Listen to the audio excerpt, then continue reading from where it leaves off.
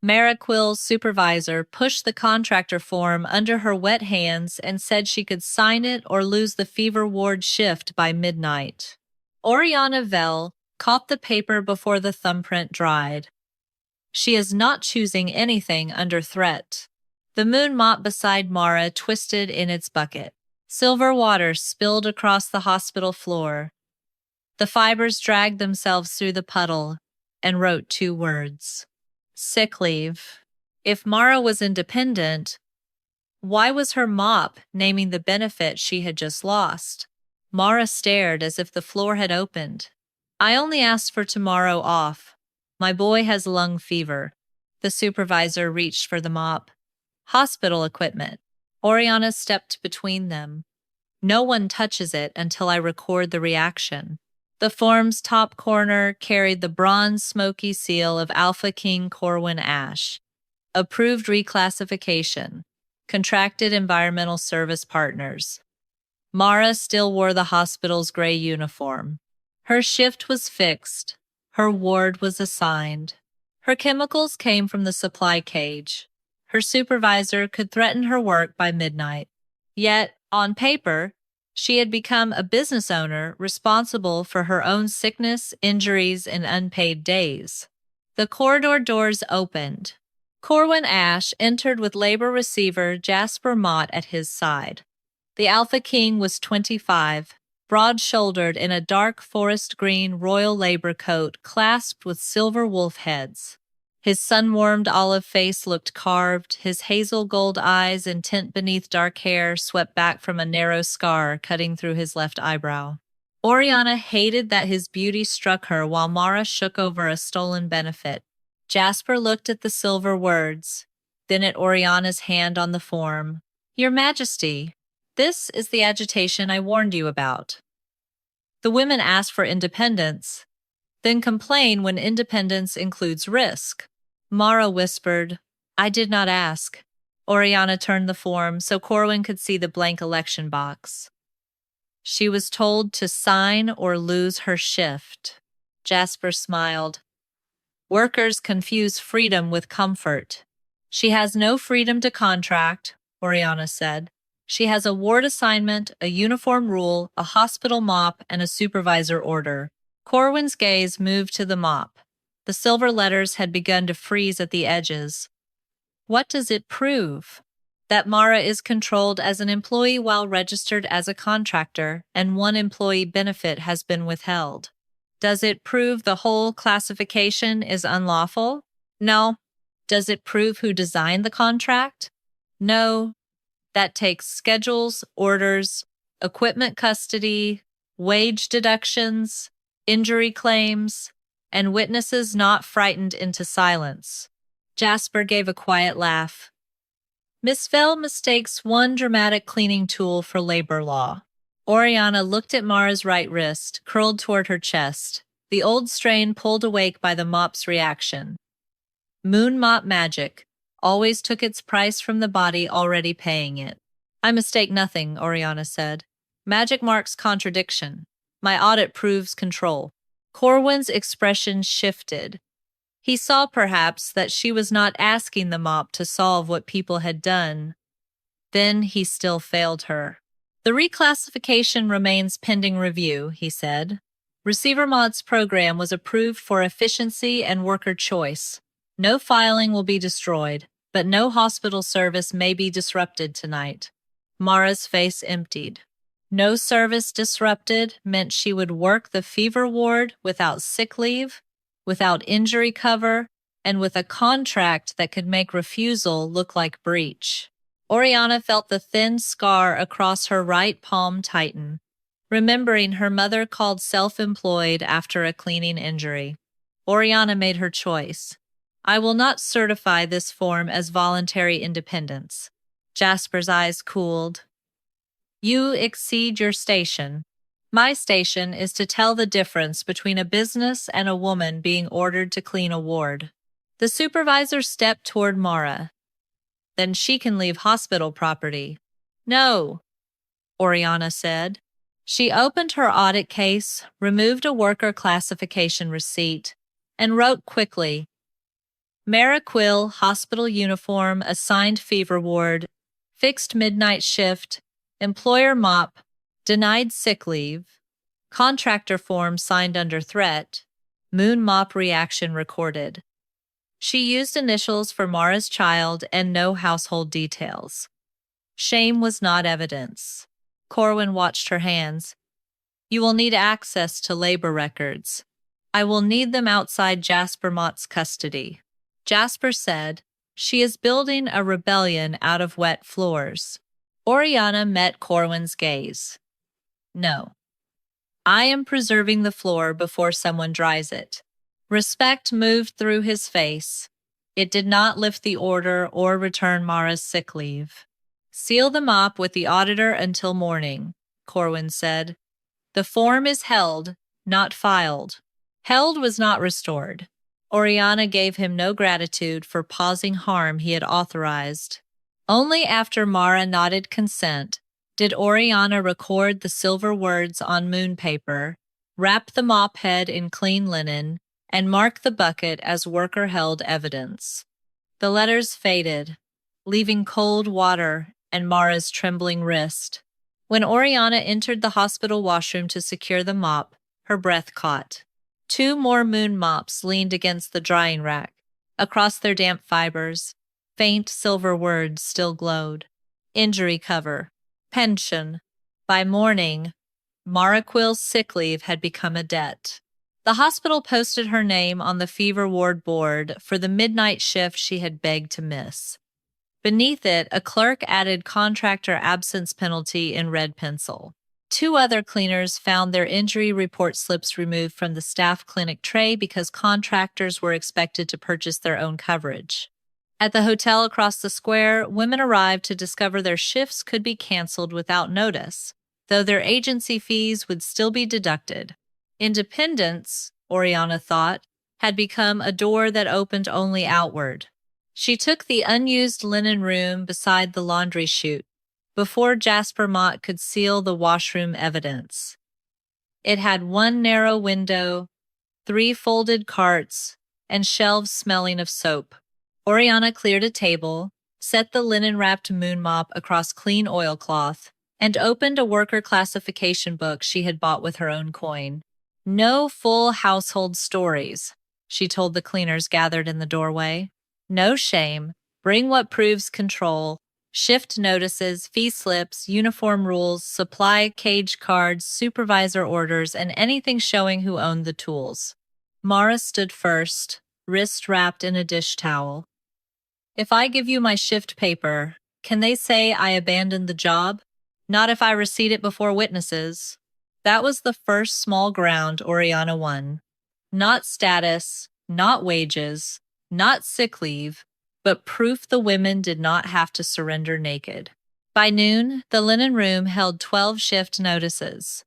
Everyone named a fixed ward, floor, or hotel wing. Everyone carried arrival times precise to the quarter hour. The contractor forms, by contrast, called the same women independent service providers free to accept clients, set methods, and manage schedules. Oriana laid Mara's contractor form beside the fever ward order. A business owner is not told to mop isolation rooms at midnight or lose tomorrow's work. A younger cleaner named Tessa Bale unfolded a fee slip. They charged me for the mop. Do you own it? It stays in the hospital cage. And the key? My supervisor keeps it. Oriana wrote, equipment fee charged, equipment retained by institution, access controlled by supervisor. The moon mop did not move. Magic had spoken already. Now the ordinary facts had to do the harder work. Corwin Ash came after mid-afternoon, without guards and without Jasper. His dark forest green coat looked too rich for the linen room, silver wolf-head clasps catching the washlight. He stopped at the threshold when every woman looked down. May I enter? He asked. Oriana did not answer at once. Yesterday he had approved the arrangement that taught these women to fear a king's help. His hazel gold eyes held hers, and the scar through his left eyebrow made his restraint look carved rather than gentle.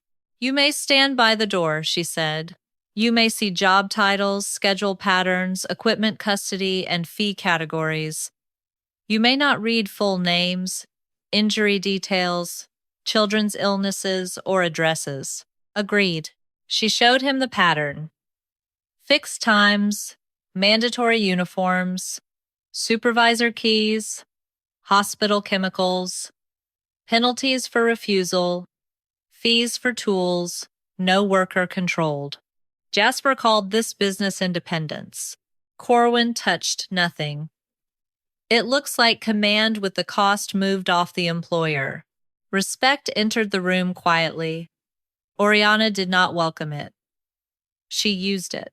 "I need the labor records outside Jasper's custody," she said. "I can order them opened. Access is not custody.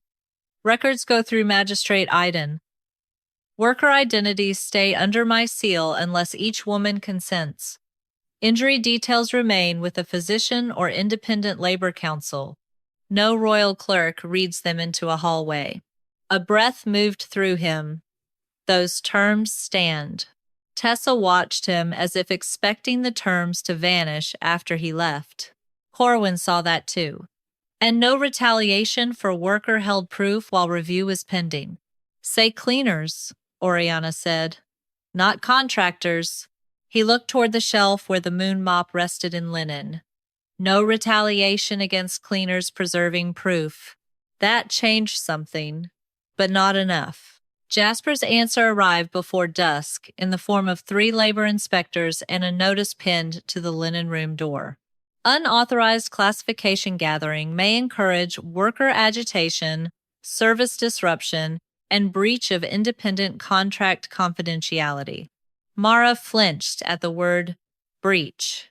Oriana removed the notice carefully, pierced its corner with her silver classification seal, and wrote the inspectors' names beneath it. Received, preserved, not obeyed. She sent the first schedule packet to Magistrate Iden under worker initials and custody numbers. It should have forced a review of fixed shifts before any cleaner was punished for refusing them. At moonrise, the packet returned from Jasper's office marked corrected. The fixed fever ward shift had become a preferred service window.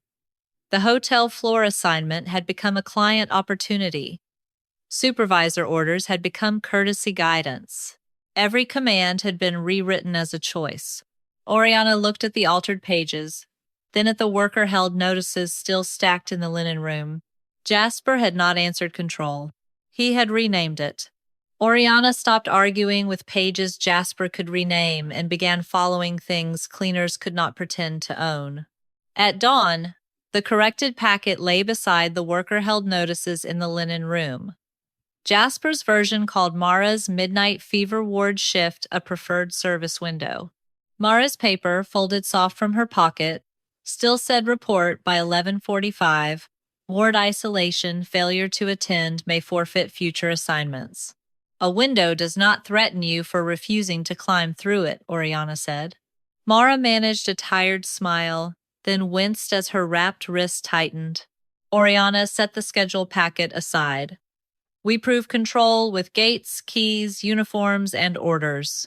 Corwin Ash waited outside the linen room door as he had promised, no guards behind him. His dark, forest green coat made him look too powerful for the narrow laundry passage, but his hands were empty and visible. You may unlock administrative records, Oriana told him before he spoke. You may secure witnesses through Magistrate Iden. You may not question cleaners, enter this room, touch worker-held proof, or let any hospital officer learn who gave which paper. If a woman refuses to speak, refusal cannot become evidence against her. His hazel gold eyes held hers. Those terms stand. And you will not call this a contractor dispute? What should I call it? Possible employee control hidden under contractor paper. He repeated it exactly. Possible employee control hidden under contractor paper. That obedience to accurate language mattered more than his regret. Oriana disliked how much she noticed. By mid-morning, Magistrate Iden opened the hospital security office. The gate books were not elegant enough for Jasper to have corrected yet. Inked columns showed cleaners entering through the employee side door at assigned times, not client entrances. Their keys were issued from hospital custody and returned before dawn. No substitute names appeared. Security Officer Tomas Reed stood with his cap crushed between both hands. They cannot send cousins, partners, or hired help. If a cleaner cannot come, Supervisor Harrell marks failure. Contractors choose substitutes when contracts allow, Oriana said. Harrell does not allow, Tomas said. He says fever wards are too sensitive for outside hands. Corwin stood 3 paces back while Tomas spoke. When Tomas glanced toward him, Corwin lowered his gaze to the book instead of the man, making himself less of a threat. Oriana recorded the fact. No substitution rights, employee gate, assigned keys, failure marks. At the hotel across the square, the same pattern waited under brass polish. Cleaners entered through staff passages, wore hotel gray aprons, used hotel carts, and signed out chemicals by room number. A housekeeper showed Oriana a bell card used by floor supervisors. Strip rooms 304 to 312 before noon. Return cart, report spill, no guest negotiation. Jasper calls these client preferences, the housekeeper said. Do clients fine you for ignoring preferences? Oriana asked. They cancel next week's shifts. Then the preference has teeth. By afternoon, Jasper adapted again. A notice arrived accusing Oriana's audit of breaching contractor confidentiality and exposing independent service strategies. Any cleaner who shared gate records, key logs, or client preference cards could be suspended from hospital and hotel rosters pending commercial review. The linen room went cold with fear. Mara's eyes fixed on the word suspended. If they remove me from both rosters, I cannot buy my boy's medicine. Corwin stepped forward in the passage, then stopped before crossing the threshold. He had learned that wanting to help could still crowd the women he had harmed. May I speak from here? He asked Oriana. She nodded once. No cleaner preserving worker held proof is to be suspended while the magistrate reviews control evidence, he said. Oriana faced him. Under what authority? My approval order, he said. The same authority Jasper is using against them. It was late. It was not enough. It was also the first time he used his mistake to limit its damage. She returned to the evidence. The supply cage yielded the next piece. Every mop handle bore hospital or hotel brands burned into the wood. Chemical jugs were locked behind supervisor keys.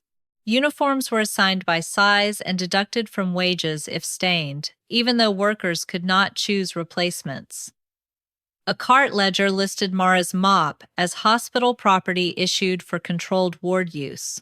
The moon mop, resting in linen, trembled once when Oriana copied that line. Silver dampness gathered at the fibers but did not form a word. The contradiction was present. The benefit had already been named. Magic would not do legal work twice for convenience. Oriana appreciated its discipline. Near dusk, Tomas Reed came to the linen room door with something folded inside his cap.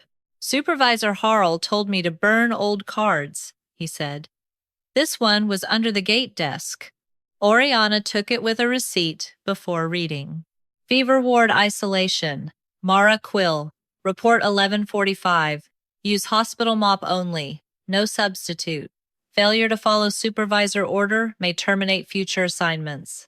On the back, attached by Jasper's office, was Mara's contractor summary. Worker chooses own clients and methods. Oriana looked at the 2 sides of the same card. One side commanded her. The other lied about freedom. The 2-sided order card made every corrected schedule look smaller. Oriana pinned it to the linen room board with the command side showing first. Mara Quill. Report 1145. Use hospital mop only. No substitute. Failure may terminate future assignments. Then she turned it over for the cleaners who could bear to look. Worker chooses own clients and methods. No clerk misunderstood this, Oriana said. Someone built 2 languages for the same woman.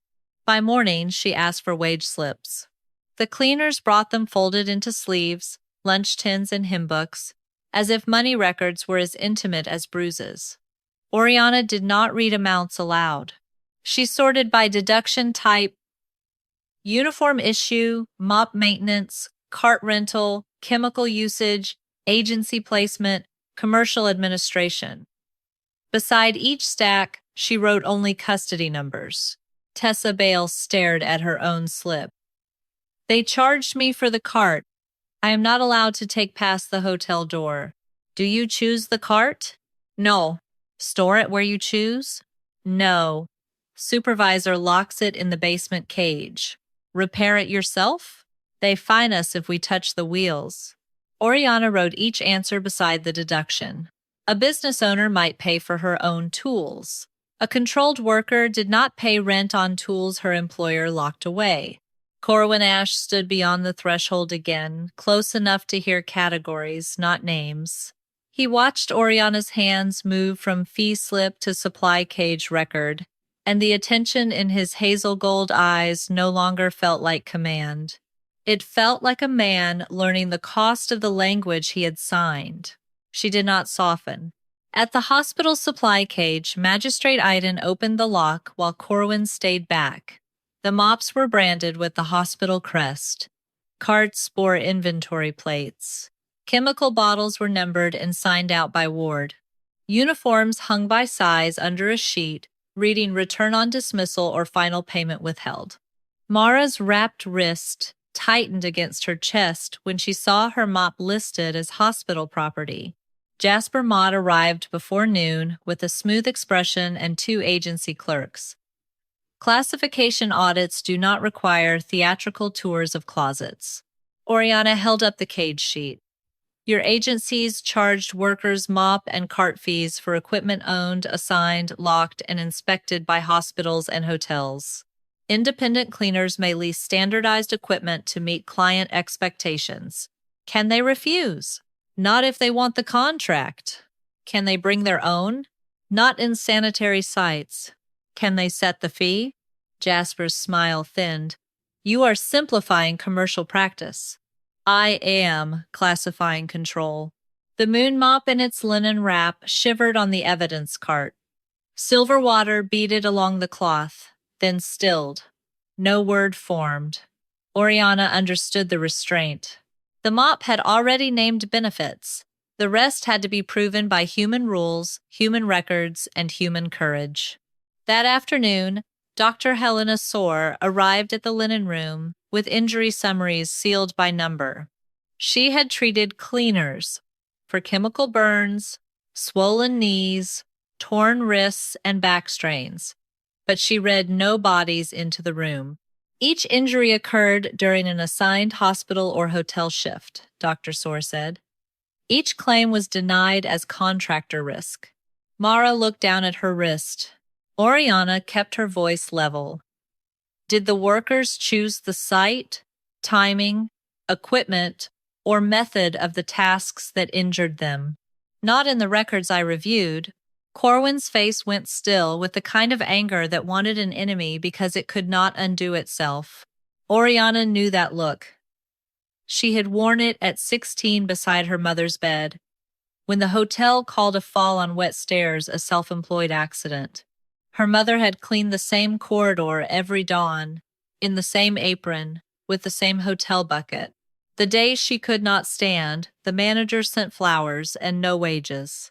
My mother was called independent after her knee split on a hotel stair, Oriana said.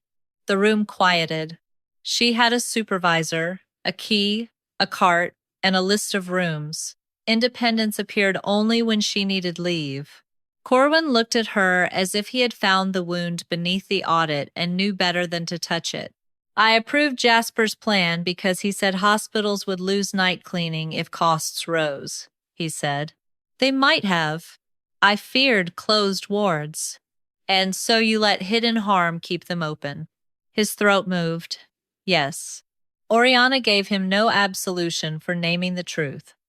When power fears disruption more than injury, the injured become the budget. Corwin bowed his head once. Then the budget was built on them.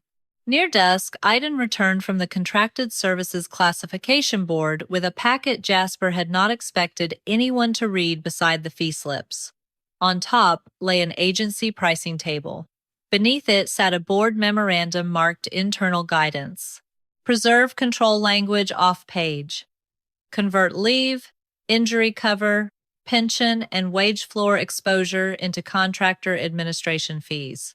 Oriana placed it beside Mara's order card and Tessa's deductions. The women had not been given independence. Their benefits had been broken into fees and sold back to them. By morning, Jasper Mott had turned Oriana's evidence into a price list. The first debt notice came to Mara Quill before breakfast. Breach of contractor availability, it said, for missing the fever ward shift after requesting sick leave to sit with her son. The amount equaled 9 nights of cleaning. The second notice reached Tessa Bale at the hotel, charging replacement coverage, cart delay, and commercial inconvenience. By noon, 5 women who had entered the linen room found their names removed from next week's rosters. No one called it firing. Contractors, Jasper's notices explained, could not be fired. They simply failed to secure future opportunities. Mara held the paper with her wrapped wrist trembling. If I owe this, I cannot buy medicine. Oriana laid the debt notice flat and pierced its corner with her silver classification seal. Then it becomes evidence of retaliation, not a bill you answer alone. She wanted fury. Fury was warmer than watching women count bread, bandages, and lamp oil against words written by a man whose hands were clean. Instead, she built a second room. The Independent Labor Council kept a narrow office behind the old Guild Bakery, where employers had no keys and no supervisor could appear by accident. Oriana moved worker-owned proof there under numbered custody. Shift cards, wage slips, order cards, injury summaries, fee deductions, and the linen-wrapped moon mop. She logged every item with consent and kept injuries behind Dr. Soar's seal. Then she made the list that mattered most. Emergency wage petition. Mara Quill, medicine risk, denied sick leave. Emergency injury petition. Tessa Bale, chemical burn untreated after denied coverage. Emergency roster petition. Hotel night team. Shifts removed after audit participation. Not one petition asked which worker had been most obedient, most pitiable, or most useful to the case. Need came first. Evidence came second. Pride came wherever a woman could afford it. Corwin Ash arrived in the alley after mid-afternoon with rain darkening his forest green coat. He stopped before the council door when the cleaners inside fell silent. Oriana stepped out and closed the door behind her. His hazel gold eyes searched her face. I heard about the debt notices. They were issued under the contractor program you approved. I have drafted a stay. For whom? All affected cleaners. Through whom? His jaw tightened. He understood the trap before she finished setting it. If it passes through your office, Oriana said, Jasper will call it royal mercy for failed businesses. If you deliver it in person, the women will wonder what they owe you for protection from your own seal. Pain crossed his face, sharp and controlled. She did not soften it. From now on, you work only through Magistrate Iden and the Independent Labor Council. No doorways, no worker rooms, no private reassurance, no choosing whose emergency looks worthy. A slow breath moved through him. Agreed. And you will not call the debt notices contractor disputes. Retaliation against controlled cleaners, he said. It was the right phrase. It did not restore one shift. Inside the council office, the mood had changed while she was gone. A hotel cleaner named Elna Rusk had withdrawn her fee slips. They told my sister the city hotels share a blacklist, she whispered. If my name enters tribunal papers, I will never clean again. Oriana gave back the slips without argument and wrote, withdrawn under blacklist threat. Your fear is not failure. By supper, 3 more women withdrew. Oriana sealed their blank consent spaces as pressure records instead of treating absence as silence. Every lost voice described the shape of Jasper's hand. Then his inspectors came for the mops. The warrant bore Corwin's approval order in copied bronze smoky wax. Moon mops used in hospital and hotel service, it said, were agency property required for commercial continuity. Removal or concealment could create breach liability against the contractors who had last used them. Mara looked at the linen-wrapped mop as if it were an injured animal. Oriana placed both palms on the table. The scar across her right palm pulled tight. This mop is worker-held evidence. It is leased equipment, the lead inspector said. Leased equipment the worker cannot keep, choose, repair, replace, price, or use elsewhere. Argue that at review. They took the 2 hospital mops from the washroom before Iden's clerk could block the service gate. The linen-wrapped mop remained only because the Labor Council had already sealed it under independent custody. Even that narrow survival felt like a wound. At midnight, Jasper sent corrected records. Retroactive independence election forms, each with a neat box stating worker-requested business opportunity. Several carried thumbprints placed too high, too dark, too fresh. Mara stared at the copy bearing her name. I never pressed that. I know, Oriana said. But now we must prove more than control. We must prove they manufactured consent. Corwin's stay order reached Iden before dawn. It paused collections on the debt notices, but did not restore rosters. Jasper's agencies answered by marking the cleaners commercially unreliable. The last notice arrived with the morning bell. Closed classification review. Each cleaner would be heard alone. Personal debts, household hardship, declined opportunities, and business competence would be examined first to determine whether contractor status had failed through worker mismanagement. Control records, injury claims, equipment custody, and wage deductions would be considered afterward. Mara read it once and turned very pale. They want me to prove I am not bad at being independent, before they admit I was never independent. Oriana folded the notice around Jasper's copied seal. Then he will question me first.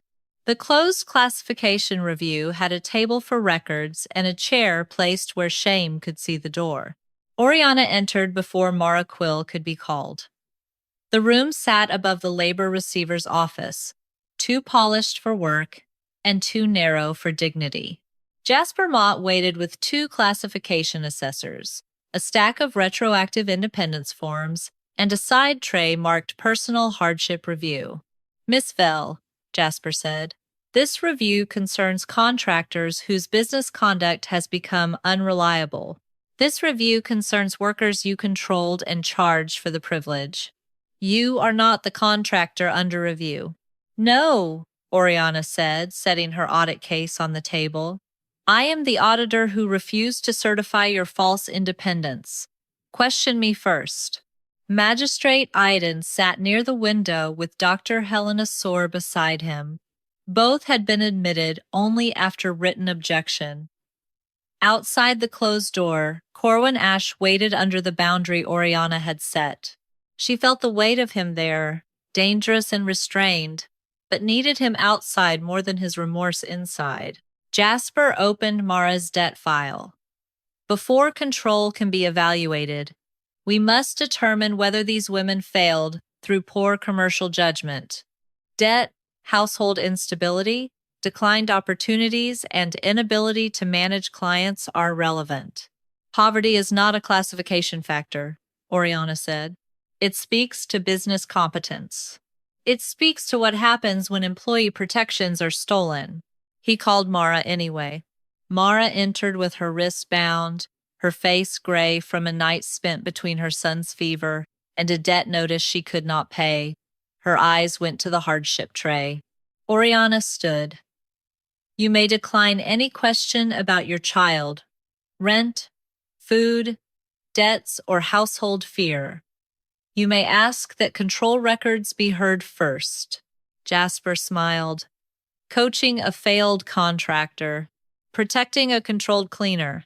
Mara sat, but her wrapped hand shook hard enough to tap the chair arm. Jasper presented the retroactive independence form bearing her name. The thumbprint sat high on the box, too dark at the ridges, as if pressed by someone who wanted the mark to shout. Mara Quill requested business opportunity. I did not, Mara whispered. Memory is convenient when bills arrive. Oriana opened her audit case and removed the worker-held evidence. Mara's order card, gate log copies, wage deductions, injury denial, fee slip, and the linen-wrapped moon mop sealed by the Independent Labor Council. This evidence belongs to the workers by consent, Oriana said. I transfer custody to the Independent Labor Council, witnessed by Magistrate Iden and Dr. Soar. I remain auditor, not owner. Jasper rose. A council of agitators has no authority over commercial property. Iden signed the first receipt. It has witness authority and consent custody, enough to preserve what your office keeps trying to seize. Jasper signaled to an assessor who carried in 3 clean replacement mops. Their handles shone with fresh varnish. Their fibers were white, dry, and perfect. These are the agency tools assigned to the disputed shifts, Jasper said. No silver reaction. Miss Vell's mop was contaminated by agitation, moonpaper, or mishandling. Oriana looked at the handles. Where are the old burn marks? Cleaning equipment is maintained. Where is the hospital crest on Mara's mop? Replacement stock. Exactly. Dr. Soar leaned over the nearest handle. Freshly scraped. The grain still smells open. Jasper ignored her. If moon mops react to emotion, this room is full of it. Then use controls, Oriana said. At moonrise, Iden ordered the lamps lowered and the shutters opened to the silver edge of the sky. 1 unused council mop remained still. 1 ordinary cotton mop remained still. 1 replacement mop from Jasper's tray remained still. Then Oriana unwrapped Mara's worker-held moon mop. It had never returned to Jasper's office. It had never been stored with the replacement tools. It still bore the notch Mara had made tying red thread around the handle so she could find it before fever ward shifts. The fibers twisted. Silver water slid across the floor in a narrow stream. Mara gasped as pain tightened through her wrist. Oriana felt her own palm scar burn. Not from the magic, but from memory. The mop wrote, Holiday pay. Jasper's mouth tightened. 1 phrase proves nothing. The mop dragged again. Injury cover. A 3rd time, slower, the letters freezing at the edges. Wage floor. The room changed. The benefits did not name Jasper. They did not calculate back pay. They did not prove every legal factor. But beside the order card, gate logs, equipment records, injury denial, and fee deductions, they marked the contradiction no corrected form could soften. Jasper found cruelty when law failed him. If these proceedings open, every cleaner attached to the review risks exposure. Debts, children's illnesses, and household failures will be discussed. Oriana folded Mara's order card into the council envelope. Then worker identities stay sealed, or the review becomes retaliation with chairs. A shout rose in the hall. A folded decree passed through the door to Iden's clerk. Corwin did not enter. Iden broke the smoky moonstone seal.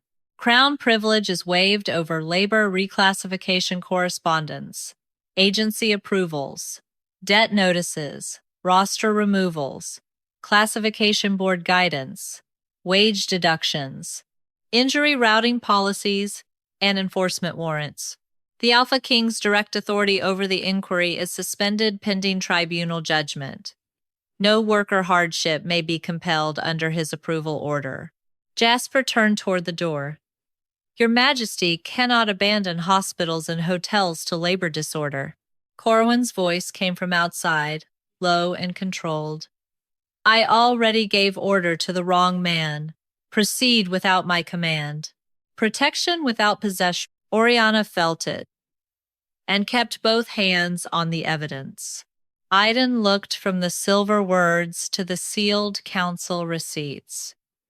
This requires an open labor tribunal under worker privacy protections. Mara's moon mop rested on the floor, its wet fibers still glowing. The words faded last. Holiday pay, injury cover, wage floor. The open labor tribunal began with worker hardship sealed. Privacy screens stood along the hall, not to hide the proof, but to keep debt, children, injuries, and rent from becoming entertainment. Oriana placed 3 sealed boxes on the tribunal table beneath Magistrate Iden's mark. Worker, held mops and order cards, workplace, control records, and private injury summaries that would not be read aloud. Jasper Mott objected before the first seal was opened. A tribunal that conceals commercial failures cannot judge contractor status, he said. Oriana faced the assessors. A tribunal that begins with poverty before control is not judging status. It is teaching workers to be ashamed of needing wages. Behind the nearest screen, Mara Quill's wrapped hand rested around the red-threaded mop handle. Her name did not need to be called for everyone to know who had been threatened first. Control evidence first, Iden said. The shutters were opened to moonrise. Oriana unwrapped Mara's mop and laid it on a wet strip of clean floor. The fibers stirred, silver blue at the edges, and dragged 3 fading words back into the light. Holiday pay, injury cover, wage floor. Mara's wrist tightened, but Dr. Soar steadied her without making the pain a public exhibit. The mop reveals contradiction, Oriana said. It does not calculate money, name the official, or decide the full legal test. We do that. Jasper lifted one of his clean replacement mops. Or Miss Vell preserved one dramatic tool and taught it a story. Then the controls should help you. An unused council moon mop stayed still. An ordinary cotton mop stayed still. One of Jasper's replacement mops stayed still, its scraped handle bright under the lamp. Then Oriana placed the red-threaded worker-held mop beside Mara's order card. Report 1145. Fever ward isolation. Use hospital mop only. No substitute. Failure may terminate future assignments. On the back, the contractor summary claimed Mara chose her own clients and methods. The hall grew quiet. Oriana opened the second box. We will not read Mara's household. We will read the workplace. Tomas Reed, the hospital gate officer, testified first. Cleaners entered through employee doors at fixed times, received hospital keys, returned them before dawn, and could not send substitutes. Floor supervisors marked failures, not clients. Could a cleaner hire another cleaner to perform the work? Iden asked. No, Tomas said. The ward supervisor would refuse entry. Next came the hotel housekeeper with bell cards. She read room numbers, required cleaning order, cart return commands, and spill report instructions. No guest negotiated services. No cleaner set a price. No cleaner chose the wing. Jasper tried to smile. Hospitals and hotels must maintain standards. Standardization does not create employment. Then we examine ownership, Oriana said. Supply cage records showed mops, carts, keys, chemicals, and uniforms owned by the institutions. Inventory plates matched the fee slips. Workers had been charged mop maintenance, cart rental, uniform issue, chemical usage, and placement administration for tools they could not take home, repair, replace, price, or use for any other client. Tessa Bale's fee slip was read by custody number only. No address, no family, just deductions and custody. A business expense requires business control, Oriana said. These women paid rent on commands. Dr. Helena Soar testified after that. Her voice stayed clinical and merciful. Wrist strains, chemical burns, swollen knees, and back injuries had occurred during assigned shifts, using assigned equipment in assigned wards or rooms. Injury claims were routed away as contractor risk. Did your records show independent choice over task, site, timing, or equipment? Iden asked. No, Dr. Soar said. They show controlled work and denied coverage. Jasper's calm thinned. Injuries happen in all trades. Misfortune does not define employment. No, Oriana said. Control does. She placed Jasper's internal memo beneath the moon lamp, though it needed no magic to condemn itself. Preserve control language off page. Convert leave, injury cover, pension, and wage floor exposure into contractor administration fees. Then she laid the retroactive independence forms beside the original worker-held notices. Thumbprints sat too high, ink too dark, dates too convenient. Several forms had been created after workers entered Oriana's audit room to contain names of cleaners whose shifts had already been removed. Consent manufactured after retaliation is not choice, Oriana said. Jasper looked toward Corwin Ash at last. The Alpha King stood below the dais as a witness, severe in his dark forest green coat. In the moonlight, the shadow of his wolf seemed held under his skin. Massive umber, brown, black-maned, hazel, gold-eyed, marked with dark silver claw arcs, head lowered from the worker's proof. Iden called him forward. Did Receiver Mott advise the reclassification program? Iden asked. Yes, Corwin said. Did you require worker interviews before approval? No. Did you commission independent classification analysis? No. Did your approval order empower debt notices, roster removals, mop seizures, and closed hardship review? Corwin looked toward the privacy screens. It was used that way. I failed to forbid it. That failure was mine. Jasper snapped, Your Majesty cannot incriminate the Crown to gratify an ambitious auditor. Every face turned toward Oriana. She did not let Corwin answer for her. This is not about gratifying me, she said.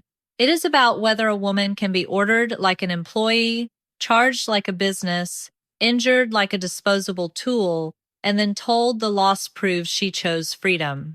The silver words on the floor faded, but no one looked away from where they had been. Iden rose before Jasper could rebuild his voice. The tribunal finds probable unlawful misclassification, falsified consent, retaliation, improper equipment deductions, wrongful injury denial, and concealed control requiring immediate prosecution review. Jasper's classification board lost authority over the case. Agency approvals were suspended pending audit. Debt collections were halted. Roster removals tied to audit participation were voided by emergency order. Relief moved through the hall so fast, Oriana distrusted it. Corwin removed the smoky moonstone signet from his hand and set it beside the reclassification approval order. I approved the paper that made this possible, he said. Restored status is not repair. Not unless every cleaner receives the benefits, wages, insurance, pension credit, and appeal rights taken from her. Oriana looked at the ring, the order, and the sealed worker boxes. Then tomorrow, she said, Bring restoration they can use, not regret they can admire. Repair began with roster boards, not speeches. At dawn, Corwin Ash stood in the hospital service hall beneath the reclassification order that had made cleaners poorer while calling them free. Every cleaner reclassified under Receiver Mott's program is restored to employee status effective from the date control began, he said. No worker is at fault for trusting the contract placed before her. No one applauded. Oriana was glad. Applause could make officials feel absolved while wages were still missing. Magistrate Iden read the first removals. Jasper Mott was stripped of authority and held for prosecution over falsified consent, retaliation, improper deductions, wrongful injury denial, and concealed control. The Contracted Services Classification Board was dissolved. Agencies that issued debt notices, seized mops, or removed rosters lost approval pending review. Corwin did not look at Oriana while the orders were read. He looked at the cleaners. Back wages, sick leave, holiday pay, injury cover, pension credits, refunded equipment fees, and emergency medical claims will be paid from royal funds first, he said. Recovery from agencies comes afterward. You will not wait for their defense. Maraquil's wrapped wrist lowered slowly, as if her body did not yet believe the words. Oriana stood at the Independent Labor Council table with her silver classification seal in her palm. Each worker chooses her repair meeting, alone, with council witness, with physician, with family advocate, or by written claim. No woman proves hardship to deserve what was taken. Corwin repeated it. No hardship hearing for owed benefits. That repetition cost him more than pride. It removed performance from mercy and made repair administrative and real. For 16 days, restoration was ugly work. Oriana compared roster dates to wage floors until numbers blurred. Dr. Soar reopened injury claims without reading private pain into public rooms. Tomas Reed verified gate entries. Hotel supervisors signed corrected employment dates. Tessa Bale received refund of cart, mop, chemical, uniform, and placement fees she had paid for tools locked away from her. Mara received sick leave for the night her son had fever, injury coverage for her wrist, and back pay for the shifts Jasper had called opportunities. The moon mop did not write again. It leaned in the council office, red thread still tied to its handle, quiet as any ordinary tool. Oriana trusted that silence more than any proclamation. Magic had named the contradiction. People had finally answered it. Once, near midnight, she found Corwin outside the council building in wolf form. He was massive, dark umber brown with a black mane, hazel gold eyes, the same scar through his left brow ridge, and dark silver claw arcs over his left shoulder and ribs. He stood several paces from the doorway, not blocking it, but keeping Jasper's remaining men across the street until magistrate guards arrived. Oriana stopped on the steps. You cannot turn vigilance into courtship. The wolf lowered his head. By morning, magistrate guards stood there instead, and Corwin was in the wage office signing restoration warrants until ink darkened his hand. She hated how much that mattered. The last unresolved case belonged to Elna Rusk, who had withdrawn her fee slips after a blacklist threat reached her sister.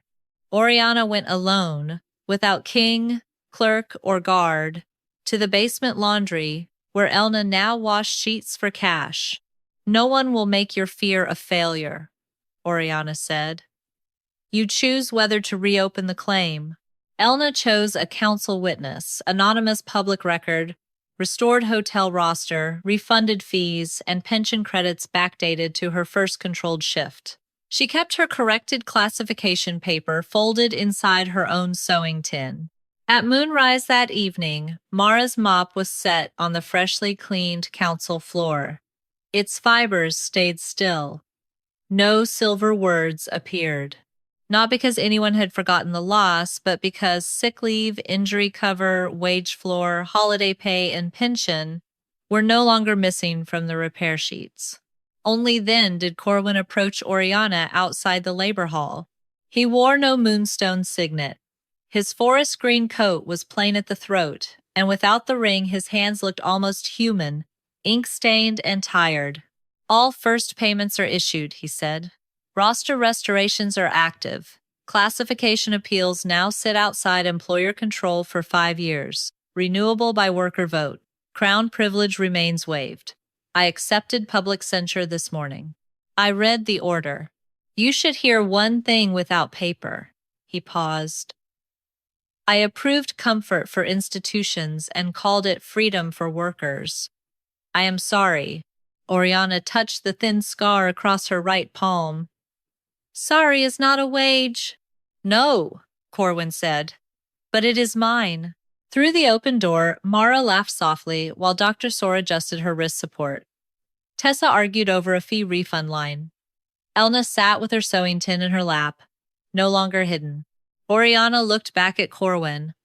One walk, no announcement, no claim, no reward.